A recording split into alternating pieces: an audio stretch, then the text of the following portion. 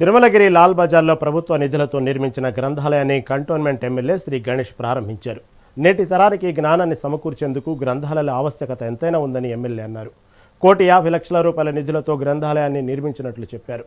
గ్రంథాలయం మూలంగా వచ్చే సమాచార సేకరణ, విషయ పరిజ్ఞానం యువతకు, విద్యార్థులకు ఎంతగానో దోహదపడుతుందని తెలిపారు.